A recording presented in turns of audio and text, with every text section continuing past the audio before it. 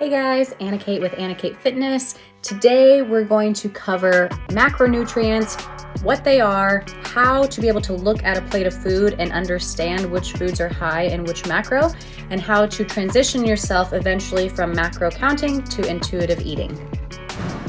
So first off, I want to start by showing you some of our charts that we give to all of our clients. These charts help you break down into each macronutrient and which foods are high in which macro. So we have proteins, we have carbs, and we have fats.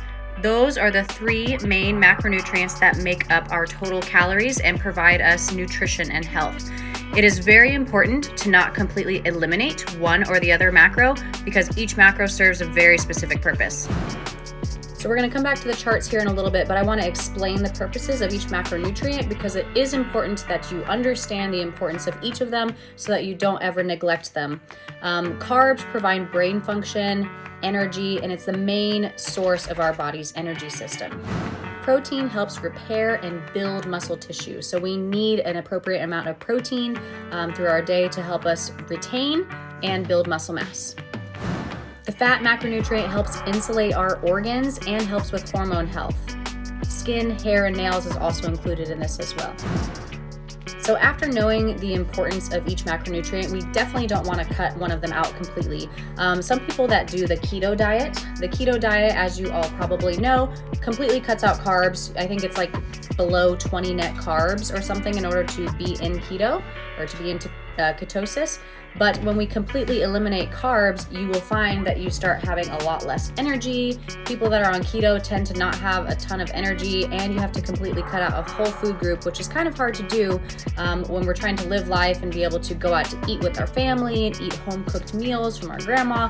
We want to be really realistic about our diet plan because what happens usually is you'll be able to stick to it for a little bit and then you'll just say, screw it, I don't need to do this anymore, and it's just all or nothing approach. With macros, it's not an all or nothing approach. We have a really, really good balanced approach, and we help you moderate each macronutrient so that you can be in a calorie deficit, but still enjoy each macronutrient in proper serving sizes. So we're going to go back to the charts here for a little bit, kind of talk about them a little bit more in depth. So our proteins, obviously we have a lot of our meats, seafood, things like that. There are also vegetarian options like tofu, edamame, and things like this. But it's very important that every single meal we have has a protein source.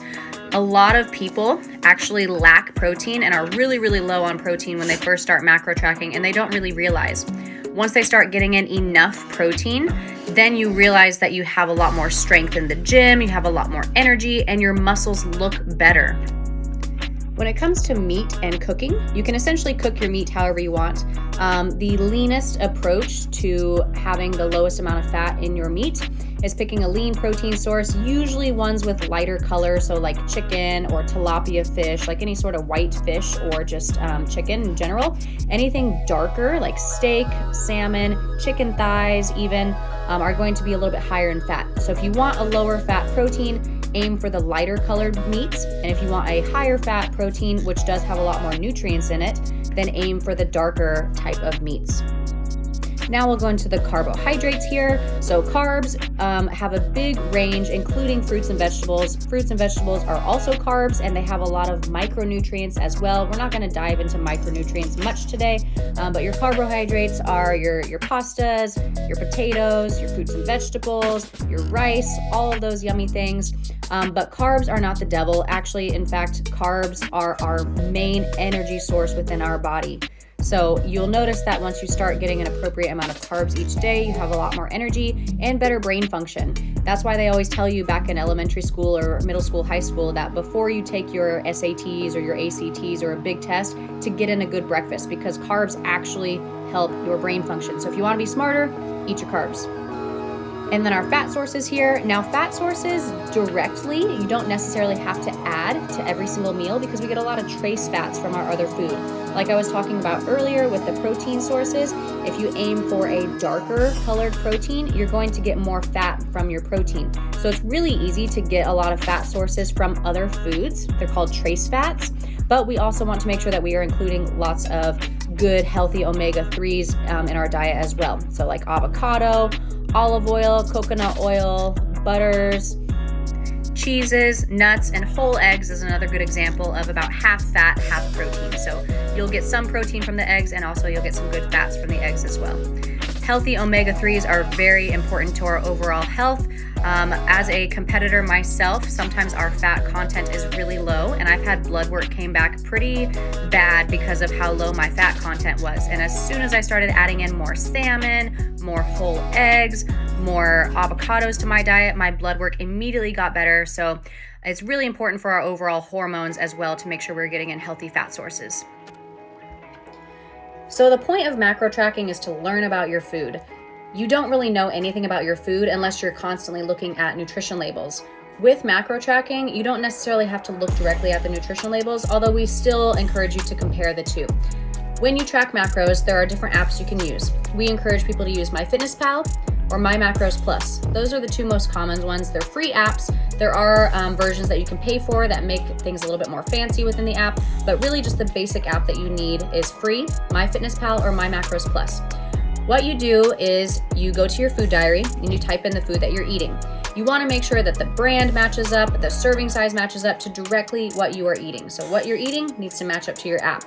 We encourage people to use a food scale, at least in the beginning, so that you can see proper portion sizes. If you have ever weighed out a proper portion size of peanut butter, you're going to be very disappointed. A lot of times people will get a whole spoonful of peanut butter and say this is one serving, and then you weigh it and it's actually about 2.5 times the normal serving size. So it is important in the beginning to get a general idea of what a portion size looks like of the foods that you eat. It's also really important if you're trying to be very accurate, if you have a really hard time losing body fat. We want to be as accurate as possible here, and when it comes down to it, it's all about the numbers. It's all a math equation, and as long as you're following the math equation, you will lose the weight. So I personally have been macro tracking for about 9 years. Actually, the last 2 years, I've completely taken off macro tracking. I have not tracked a single food in 2 years because I have now transitioned into intuitive eating. Intuitive eating is where you can have a goal in mind, whether that's to lose weight, to gain muscle mass, or just maintain, and you will be able to achieve that without having to track your food forever. So if you're getting frustrated or annoyed with tracking your food in these apps, it's not forever, but it's a huge tool for you to learn about your food without having to go to school and take a whole semester on nutrition. You'll learn quite a bit just by tracking your food in this app. So I'm to the point now, and a lot of my clients are to the point where you can look at a plate of food and know approximately kind of where you're at.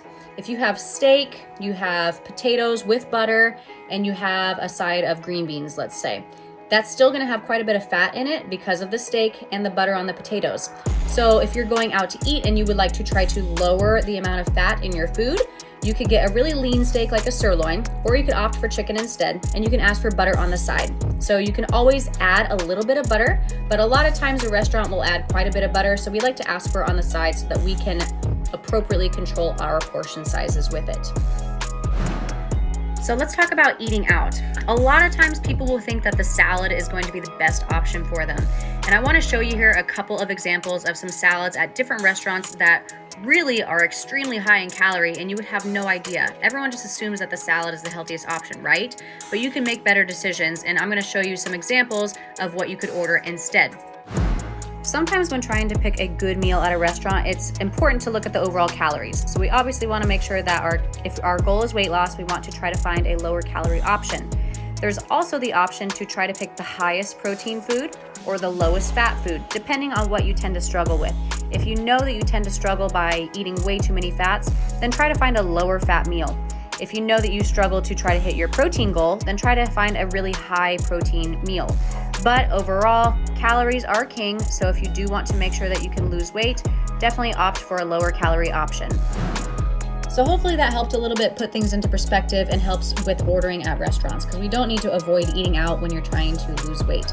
We can enjoy our meals out with our friends and families and still make good decisions every time you eat out.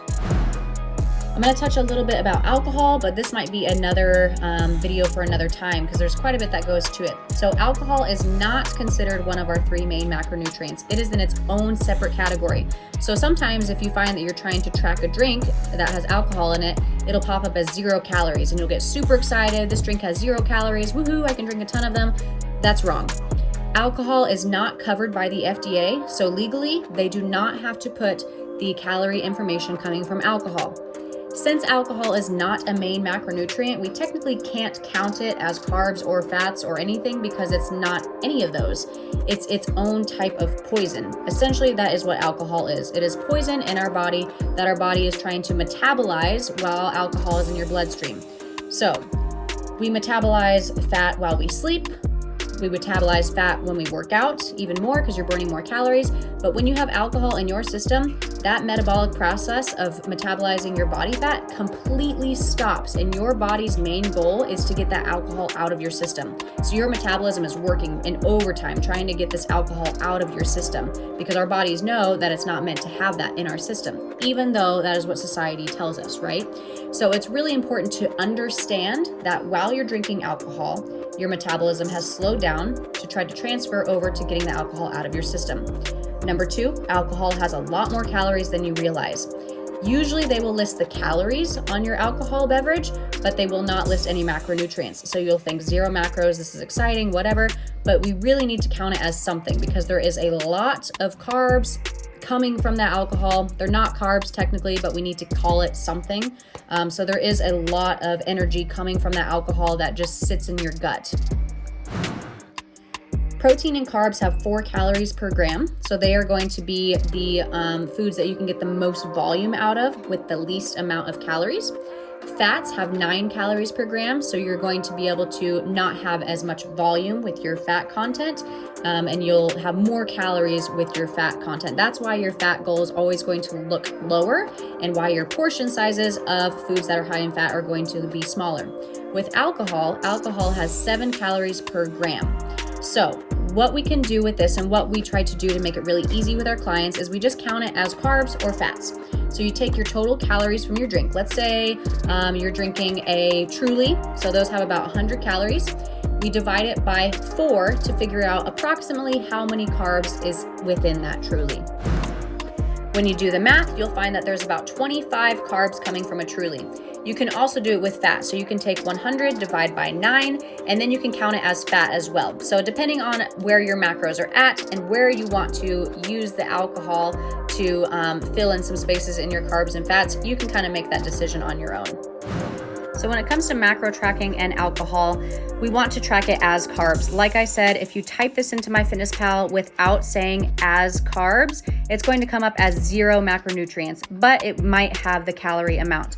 So in order to count it as something, because there are a lot of calories coming in from alcohol that we are not aware of, we have to type in the drink that we are drinking as carbs. Here's some examples of alcohol as carbs. And as you can see, there are a lot of carbs in alcohol and especially mixers. So if you like to drink and you want to lose weight, definitely avoid the mixers, avoid things with extra sugar. You could opt for just a vodka water, but also vodka has 25 carbs per shot. So you want to limit those as well. That's a basic rule of thumb. 1 ounce of hard liquor is about 25 carbs. Wine has a little bit more because there's extra carbs from the grapes as well. So we just want to severely stay aware of this and not necessarily completely cut it out, although I think I feel a lot better that way. It makes fat loss a lot easier.